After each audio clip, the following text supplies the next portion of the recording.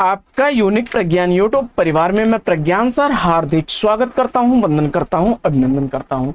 प्यारे साथियों, सुबह के 5 बज चुके हैं। जिस प्रश्नोत्तरी 50 का आप बेसब्री से करते हैं इंतजार, आपकी चहती प्रश्नोत्तरी 50 लेकर के आपके बीच उपस्थित हूं। जैसा कि आपको विदित है, प्रश्नोत्तरी 50 का मुख्य उद्देश्य आपके अध्ययन का आपको रिवीजन कराना। वन लाइनर शैली में 50 महत्वपूर्ण प्रश्नों को प्रतिदिन सुबह सुबह आप कर लेते हैं रिवाइज। तो इस रिवीजन श्रृंखला से जुड़ने के लिए साथियों फटाफट वीडियो को लाइक और शेयर कर दीजिए। चैनल पर पहली बार होंगे तो चैनल को सब्सक्राइब करके बगल में बने हुए बेल आइकन से ऑल बटन को प्रेस करना बिल्कुल ना भूलें। आपके लाइक शेयर सब्सक्रिप्शन से हमको मिलता है पुनर्बलना ऐसी ही पाठचर्या प्रतिदिन लाने के लिए। तो साथियों, इस पाठचर्या को प्रारंभ करें उससे पूर्व देखेंगे आज का प्यारा सा मॉर्निंग कोट।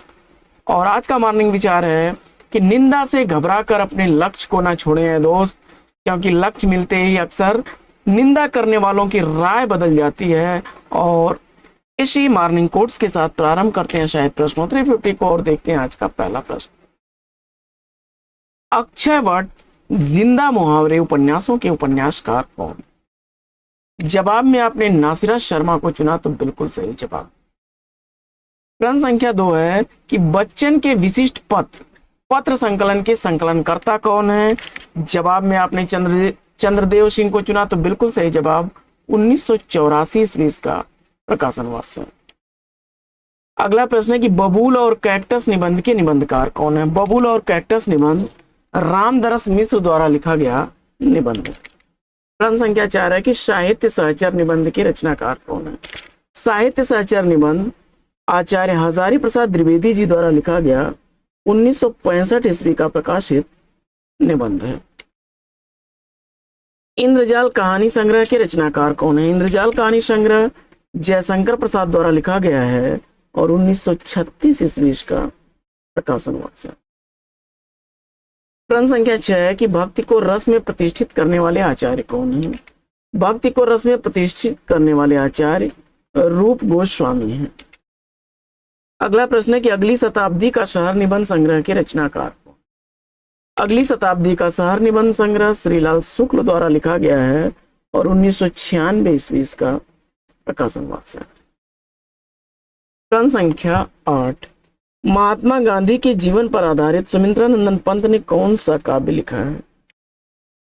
लोकायतन चुनकर के इस प्रश्न का बिल्कुल सही जवाब दिया। 1964 ईस्वी का प्रकाशन वर्ष है। अगला प्रश्न है कि नीलांबरा आत्मिका काव्य संग्रह के रचनाकार कौन? नीलांबरा आत्मिका काव्य संग्रह महादेवी वर्मा जी का है। पृथ्वी परिक्रमा यात्रा साहित्य के लेखक कौन है?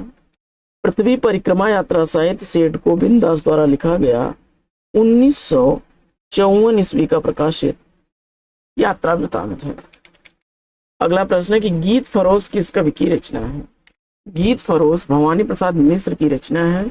1956 ईस्वी इस रचना का प्रकाशन वर्ष है। अगला प्रश्न है कि प्रबंध प्रभाकर मेरे निबंध निबंधों के निबंधकार कौन है? प्रबंध प्रभाकर मेरे निबंध बाबू गुलाब राय द्वारा लिखा गया है। प्रबंध प्रभाकर 1954 ईस्वी का प्रकाशित निबंध है।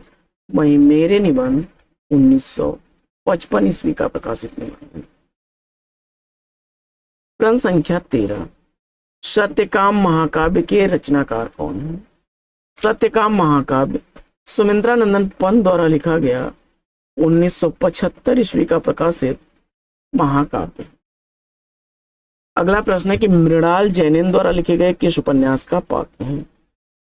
मृणाल जैनेन द्वारा लिखे गए त्यागपत्र उपन्यास का पात्र है।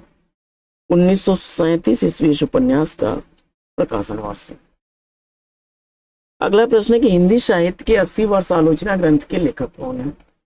हिंदी साहित्य के 80 वर्ष आलोचना ग्रंथ शिवदान सिंह चौहान द्वारा लिखा गया 1954 ईस्वी का प्रकाशित यात्रा वृतांत है। अगला प्रश्न है कि पलाश वन किसका काव्य संकलन है? पलाश वन काव्य संकलन नरेंद्र शर्मा का है। प्रश्न संख्या 17, विजन उपन्यास का प्रकाशन वर्ष क्या है? विजन उपन्यास मैत्रेयी पुष्पा द्वारा लिखा गया उपन्यास है। 2002 ईस्वी उपन्यास का प्रकाशन वर्ष है। अगला प्रश्न है कि नई कविता में मुक्त छंद निबंध के लेखक कौन है? नई कविता में मुक्त छंद का लेखक राम स्वरूप चतुर्वेदी को आपने चुना, बिल्कुल सही जवाब। अगला प्रश्न है कि कलम का मजदूर शीर्षक प्रेमचंद्र की जीवनी के लेखक कौन है, और जवाब में आपने मदन गोपाल को चुन लिया, बिल्कुल सही जवाब। अगला प्रश्न है कि देव निरंजन मंगल देव कृष्ण शरण प्रसाद के किस उपन्यास के पात्र हैं, जवाब में आपने कंकाल को चुना, तो बिल्कुल सही जवाब।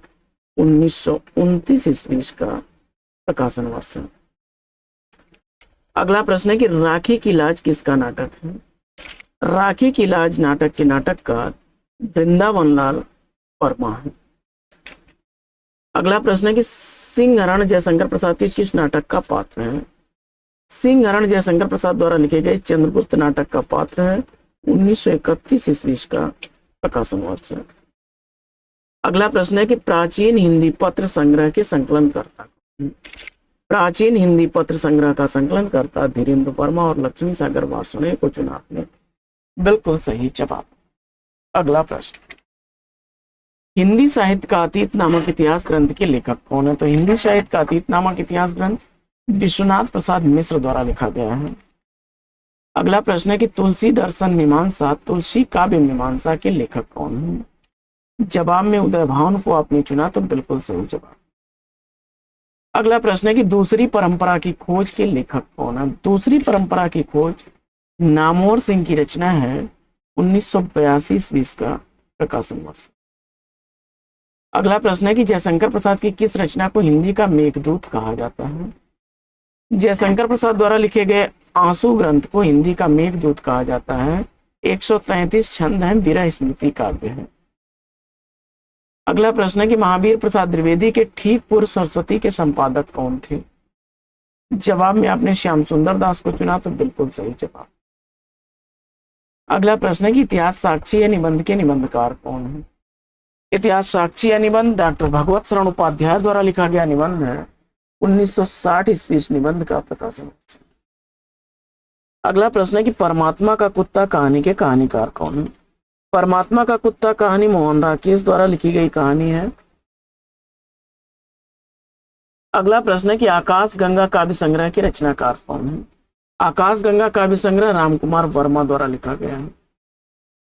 अगला प्रश्न है कि मिश्र बंधुओं के अनुसार ब्रज भाषा का हिंदी कविता में सर्वप्रथम प्रयोग किसने किया, जवाब में सारंगधर को आपने चुना, विक्रमी संवत 1350 ईस्वी का रचनाकाल।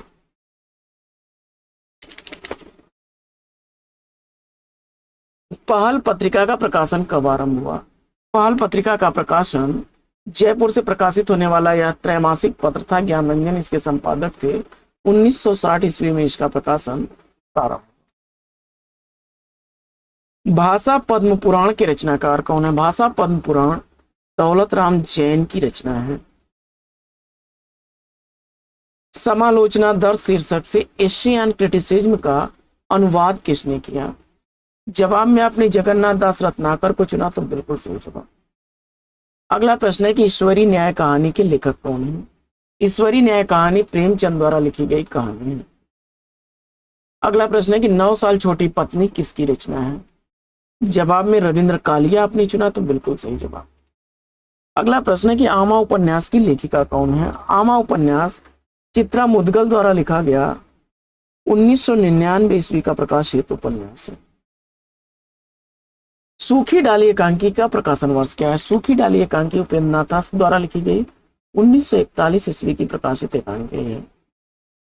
अगला प्रश्न है कि डॉक्टर विजेंद्र स्नातक ने अपने निजी पत्रों का संग्रह किस शीर्षक से प्रकाशित किया, जवाब में अनुभूत के क्षण को आपने चुना, तो बिल्कुल सही जवाब। अगला प्रश्न है कि ईश्वर की अध्यक्षता में काव्य कृति के रचनाकार कौन है, ईश्वर की अध्यक्षता में काव्य रचना का रचनाकार लीलाधर चौगुड़ी को आपने चुना, बिल्कुल सही जवाब। मेरी पत्नी और भेड़िया आत्मकथा के लेखक कौन है, मेरी पत्नी और भेड़िया आत्मकथा डॉक्टर धर्मवीर की आत्मकथा है। अगला प्रश्न है कि रामकृष्ण मिशन की स्थापना किसने की थी, तो रामकृष्ण मिशन की स्थापना स्वामी विवेकानंद ने 1897 ईस्वी में की थी। अगला प्रश्न है कि तुम चंदन हम पानी निबंध संग्रह के रचनाकार, तुम चंदन हम पानी निबंध संग्रह विद्यानिवास मिश्र द्वारा लिखा गया है। 1957 ईस्वी का प्रकाशन। अगला प्रश्न है कि नए पत्ते काव्य कृति का प्रकाशन वर्ष क्या है? तो नए पत्ते काव्य रचना सूर्यकांत त्रिपाठी निराला की रचना है, 1946 ईस्वी इसका प्रकाशन वर्ष। अगला प्रश्न है कि ज्यादा अपनी कम पराई किस विधा की रचना है? ज्यादा अपनी कम पराई उपेंद्र नाथ तस्क द्वारा लिखी गई डायरी विधा की रचना है, 1959 ईस्वी इसका प्रकाशन वर्ष। अगला प्रश्न है कि चितकोबरा किस उपन्यासकार की रचना है? चितकोबरा मृदुला गर्ग की रचना है, 1979 ईस्वी का प्रकाशन वर्ष। अगला प्रश्न है कि किस युग को ब्रज भाषा का स्वर्ण काल कहा जाता है? रीतिकाल उत्तर चुनकर के आपने राइट आंसर दिया है। अगला प्रश्न है कि भारतेंदु हरिश्चंद्र का जीवन चरित्र ग्रंथ के रचनाकार? जवाब में राधा कृष्ण दास को आपने चुना, तो बिल्कुल सही। अगला प्रश्न है कि निरूपमा प्रभावती उपन्यासों के उपन्यासकार? सूर्यकांत त्रिपाठी निराला उत्तर चुन करके राइट आंसर दिया है। तो साथियों, आज की प्रश्नोत्तरी 50 कैसे लगे कमेंट्स करके जरूर बताइए। आज की इस पाठचर्या में लेते हैं पर विराम, फिर मिलेंगे आपसे अगले वीडियो में एक नए प्रकरण, एक नए टॉपिक, एक नए अंदाज में। तब तक के लिए लेते हैं आपसे विदा। आपका जीवन मंगलमय हो, बेस्ट विशेष बेस्ट ऑफ लक। जय हिंद साथियों।